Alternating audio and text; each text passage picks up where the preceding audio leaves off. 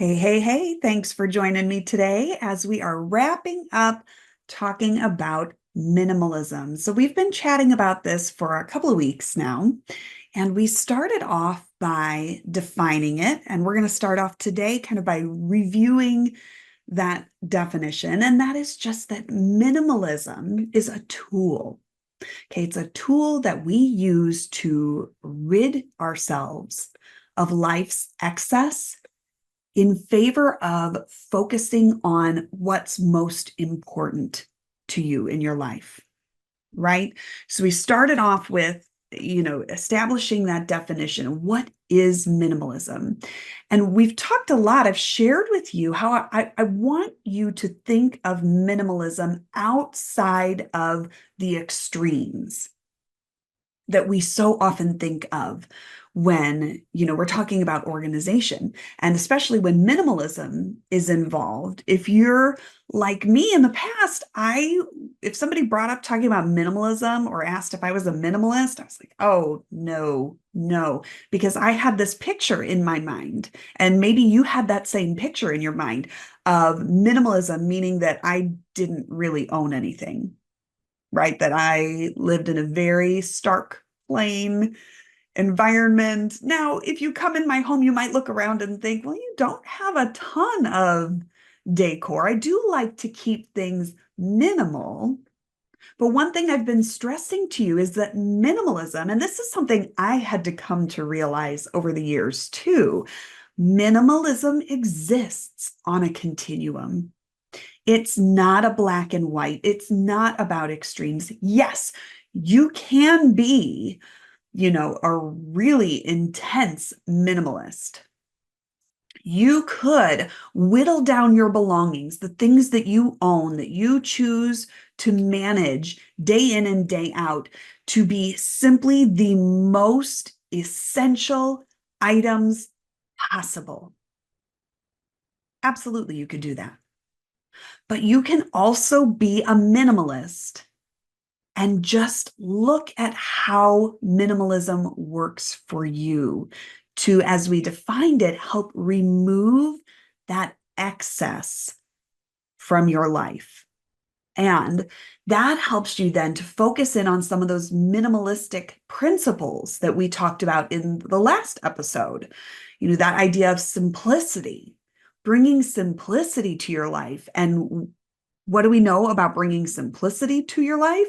When you bring simplicity to your life, when you embrace the level of minimalism that feels best to you, then you are allowing yourself to release so much of those feelings of overwhelm, stress, frustration, things like that, that get built up in us when we are surrounded by stuff, by clutter, right? And so when we can reduce clutter to bring ourselves to a manageable kind of threshold, baseline, whatever you want to call it, that helps create that foundation that we talk about all the time, that then serves to support you in living life more simply, living life with less of that overwhelm and frustration and all of that, right?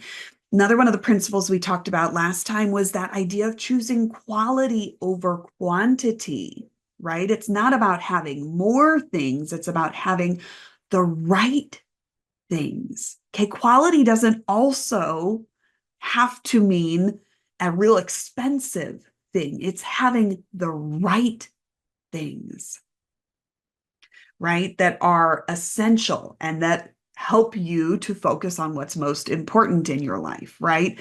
It's not about having a lot of the things, it's about having the right things. And then lastly, when we were talking about minimalism or principles of minimalism last time, we talked about that intentional side, talked about focusing in on your priorities.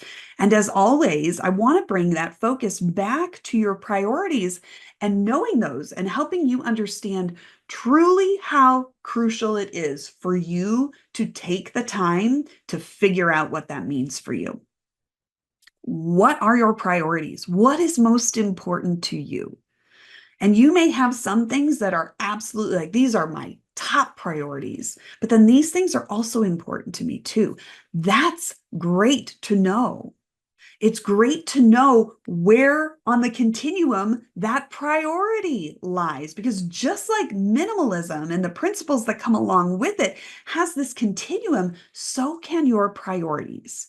Okay, you can know that this priority ranks above this priority and it takes precedence above this priority. And when you know those things, it makes it a lot easier for you to make decisions in the moment when you have that really clear perspective on your priorities.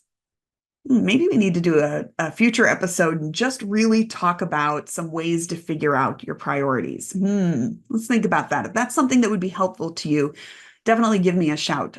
You can check the show notes for ways to get in contact with me. But today I also want to talk just for a few minutes. I wanted to reiterate what we had been talking about, but I also want to talk about how to get started, right? If you are new to embracing the idea that you can be a minimalist in your own terms, right? However, you want to see minimalism in your life and utilize the principles of minimalism in your life, that you can do that. And so you're sitting there thinking, yeah, this does feel possible to me, that I could call myself a minimalist. Whether you choose to call yourself a minimalist or not doesn't really matter, right? But that you can embrace these principles to help you create that amazing foundation for yourself to live life the way you want to. So I want to give you just some tips about kind of how to get started if that's you. If you're sitting here thinking, I would love to get started, I would love to do this, I would love to bring some of these principles of minimalism into my life to make things simpler, to choose quality over quantity, to stay focused really intentionally on my priorities. Amen, sister. Let's go, right? So the first thing I want to offer to you is to start small. Please don't feel like you have to go tackle your whole house, your whole life all at once. What do you think happens when you take on that kind of a change?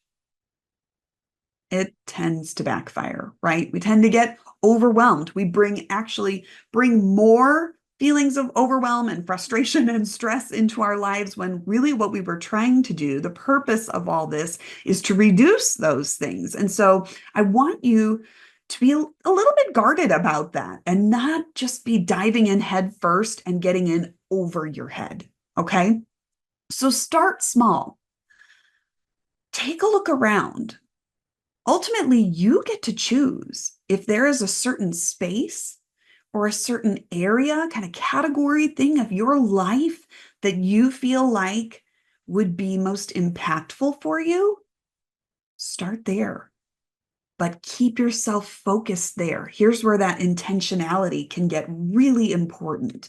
Okay, making sure that you're staying focused on what you want to stay focused on in that moment, right?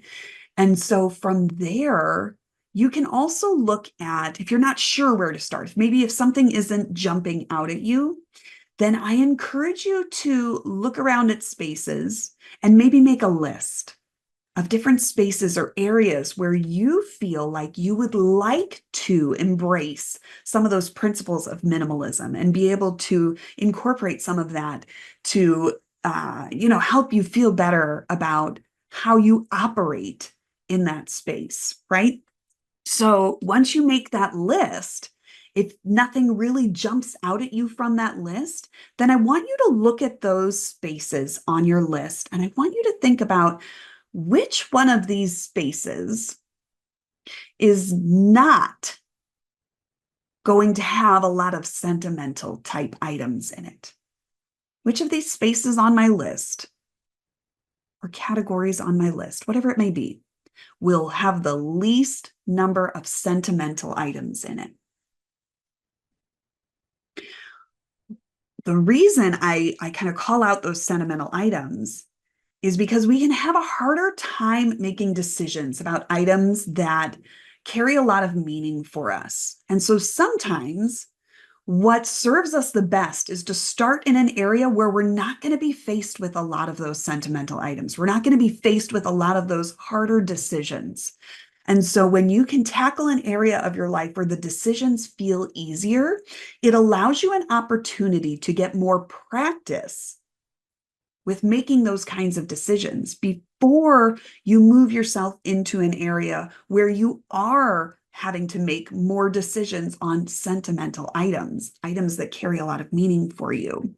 And once you've had a lot of practice like that, and it can make making those decisions about sentimental items a little bit easier. So I want to encourage you in that situation to kind of think of it that way. Unless there is somewhere that's really jumping out at you that you're like, wow, my closet is where I need to start my wardrobe. I would love to embrace some of these principles of minimalism when it comes to my wardrobe. If something's jumping out at you like that, go for it. But even here, if you're going to choose something like your wardrobe, or you're going to choose something like your kitchen, somewhere where, maybe in your wardrobe, you might have some sentimental items, okay? And maybe even in your kitchen, you might run into some sentimental items. Maybe you have items that were gifted to you, or they were handed down to you from another generation, okay? So you might run into some of that there. But even if you're going to tackle something like your wardrobe, something like the kitchen, okay, these are large categories. Even, sometimes people are like, really? Just my clothes? That's a large category? Trust me, if you feel like you are needing to embrace the principles of minimalism when it comes to your wardrobe, it's a big category. Okay. And so, what you don't want to do, or what I want to kind of warn you against, is just pulling everything out and going for it, because that can be really overwhelming as well. It can add to your stress and your frustration. Again, all these things that we're trying to help you diminish or reduce through embracing the minimalism principles. And so I want you to think about even breaking down your kitchen or breaking down your wardrobe or whatever area it may be that you're choosing. Like, oh, this is standing out to me. Yes, I want to tackle this first. Break it down into even smaller categories. For example, if you are going to tackle your wardrobe, maybe take a look and say, okay, today I'm going to do all my jeans. That's it. I'm just going to tackle my jeans. Or today I'm going to look at my sweatshirts. How many hoodies do I have? How many hoodies do I really need? Maybe I'm just going to go through my hoodies. I'm going to go through all of my warm weather, like short sleeve or sleeveless tops. I'm going to go through all my shoes. I'm going to tackle my leggings. Pick one thing, okay? One smaller category and start there. And when you finish that category, you're going to have some of a little bit of dopamine rush going on. It's going to feel really good. And you know what? You can choose then. I feel amazing. I tackled my leggings. This is awesome. Look at this. I, reduced what I've got. I feel really good about what I'm keeping. I feel like I have what I need. This is awesome. You can choose to walk away right then and say, tomorrow or this weekend or whatever works for you, I'm going to tackle this next category of my hoodies, my jeans, my shoes, whatever it may be. Or you can say, I am on a roll. Bring on the shoes. Let's go. Right. And then you can tackle the shoes. And then you have that opportunity again to stop and say, okay, got that dopamine rush. Where am I? How am I feeling? Do I want to continue? Do I want to stop right here and enjoy this dopamine rush? That is your choice. But if you go, okay, I'm doing my wardrobe, and you pull everything out of your closet and everything out of your dresser and everything out of wherever you are storing your wardrobe, it's going to be a lot, my friends. So take your time, start small. Okay. And then I also want to encourage you to set realistic goals. Whatever your goals are for this. I think a lot of times people say, okay, and it's a time bound goal that they're setting up. I'm going to, really embrace these principles. I'm going to declutter my life, and I'm going to do it by Christmas. I'm going to do it by, my birthday. I'm going to do it by the time the kids are out of school at the end of the year. We set this kind of time bound goal, and then we beat ourselves up about it maybe a little bit when maybe we don't meet that goal for whatever reason. Okay, so if you're thinking about setting a time-bound goal, I want you to set a really realistic expectation. I also want to encourage you to start kind of small here too. So starting small with what you're focusing on and that time, time constraint. So maybe it's, I'm going to tackle my leggings today and I'm going to tackle my shoes by Saturday. Okay, but then maybe you're not setting future goals down the road quite yet. Set yourself up for success, okay? And when I say this, I want you to think about how long did it take you to accumulate all of this stuff? Now, it doesn't have to take you that long to declutter it all or to embrace these principles of minimalism, but know that it just takes time. And when you allow the time required, grant yourself some grace. Take it easy on yourself a little bit and approach this process at a pace that feels really good to you, then it's more likely that you're going to give yourself time to make adjustments in your mindset and your habits and your routines that are going to allow you to continue down the road. Because my friend, that decluttering, organizing, embracing the principles of minimalism, it's not a one and done thing. I say that a lot, I know, but it's a really important thing to remember. It's not something that you just do and check off a list. It's a way of life. It's embracing new habits, new routines, because you know that they serve you in supporting your ability to live life the way you want to. That takes time. Don't be afraid to allow yourself the time for those adjustments to really sink in, settle in, and be able to make these shifts in your routines and your habits and everything that's all required for you to maintain this long term and not just have it be a quick fix that's really short lived. That's what I don't want to happen to you. All right. And so, my friends, as you are getting started in your minimalism journey or embracing these principles, if you need some help, you can reach out to me.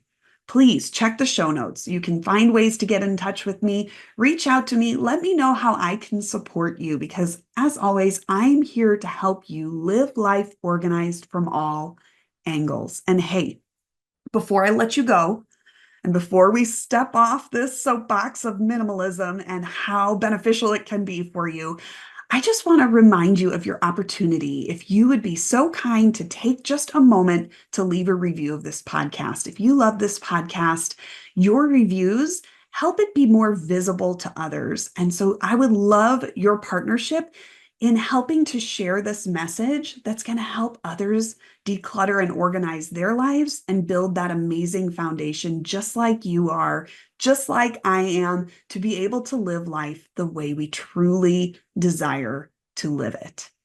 Have an amazing day and come back and join me next week. I'll see you then.